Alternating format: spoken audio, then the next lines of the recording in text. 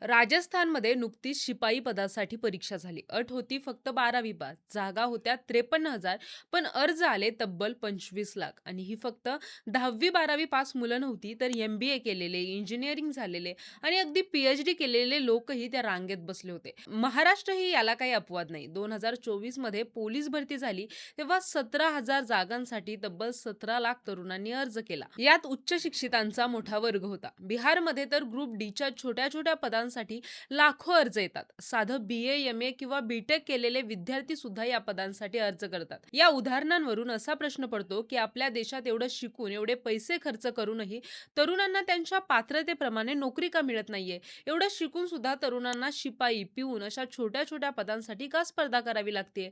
हेच मुद्दे आपण विस्ताराने पाहणार आहोत. त्याआधी आपल्या चॅनलला सबस्क्राईब करा आणि व्हिडिओ शेवटपर्यंत नक्की पहा.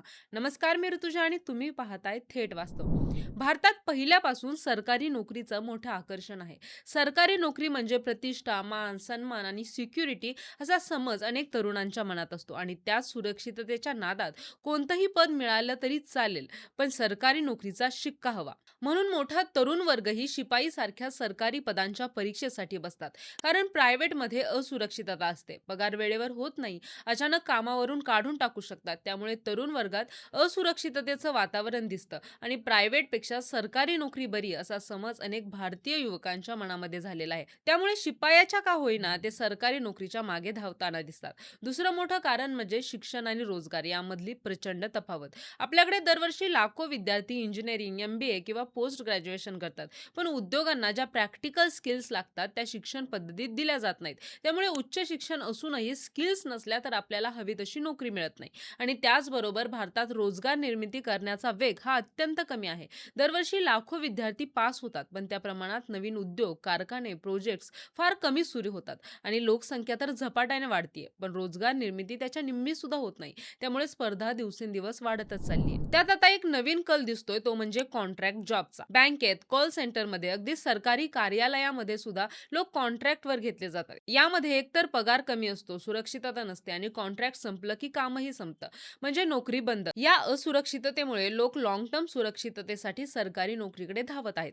यामध्ये आरक्षणाचाही मोठा परिणाम आहे. आरक्षणामुळे काहींना संधी मिळते, पण बाकी मोठा वर्ग नाराज होतो. त्यामुळे प्रत्येक जागेसाठी स्पर्धा आणखीनच तीव्र होते आणि लाखो लोक अर्ज करूनही हजारांपैकी काही जणांनाच संधी मिळते.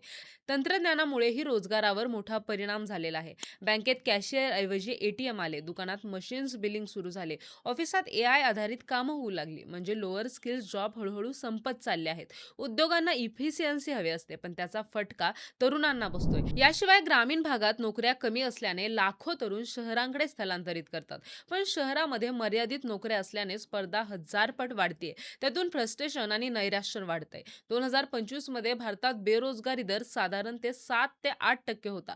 हे आकडे दिसताना छोटे दिसत असतील, परंतु आपली लोकसंख्या जास्त असल्यामुळे ही संख्या प्रचंड मोठी आहे. भारतात आज बेरोजगारीचं सर्वात मोठं कारण म्हणजे सरकारची धोरणं आणि त्यातली कमतरता. आपल्या देशात शिक्षणाची व्यवस्था तर बिकट आहेच, पण त्या शिक्षणानंतर योग्य नोकरी मिळेल अशी रोजगार निर्मिती सरकार करत नाही. दरवर्षी लाखो विद्यार्थी इंजिनिअरिंग, डॉक्टर, MBA, MA करून बाहेर पडतात, पण त्यांच्या पदवीला साजेशा नोकऱ्या निर्माण झालेल्या नसतात. मोठ्या प्रमाणावर उद्योग, संशोधन केंद्र किंवा नवीन प्रोजेक्ट सुरू व्हायला हवेत, पण तसं घडत नाही. सरकारकडून जेवढी गुंतवणूक व्हायला हवी तितकी होत नाही. उलट आधी असलेले कारखानेच बंद पडतात. खाजगी कंपन्या इथे गुंतवणूक करायला तयार होत नाहीत, कारण पायाभूत सुविधा, नियम, धोरणं, परवानग्या, कर सवलती यात खूप मोठे अडथळे आहेत. त्यामुळे एज्युकेटेड बट अनएम्प्लॉयड अशी विचित्र परिस्थिती निर्माण झाली आहे. ग्रामीण भागात तर ही समस्या आणखीनच मोठी आहे. शेतीला पर्याय म्हणून दुसरे उद्योग, रोजगार सरकारने निर्माण केले नाहीत. त्यामुळे लाखो तरुणांना शहराकडे स्थलांतरित करावं लागतंय. पण शहरांमध्ये मर्यादित नोकऱ्या असल्याने स्पर्धा आणखीनच वाढतीये. सरकारने पायाभूत सुविधा वाढवल्या, स्थानिक उद्योगांना प्रोत्साहन दिलं, नवीन तंत्रज्ञानात गुंतवणूक केली असती तर लाखो रोजगार निर्माण होऊ शकले असते. पण ते न झाल्यामुळे आज PhD करणाऱ्या तरुणाला सुद्धा शिपाई पदासाठी अर्ज करावा लागतोय. ही खरी शोकांतिका आहे. यावर तुम्हाला काय वाटतं हे कमेंट बॉक्समध्ये नक्की कळवा आणि व्हिडिओ आवडल्यास व्हिडिओला लाईक करा, शेअर करा आणि सबस्क्राईब करायला अजिबात विसरू नका.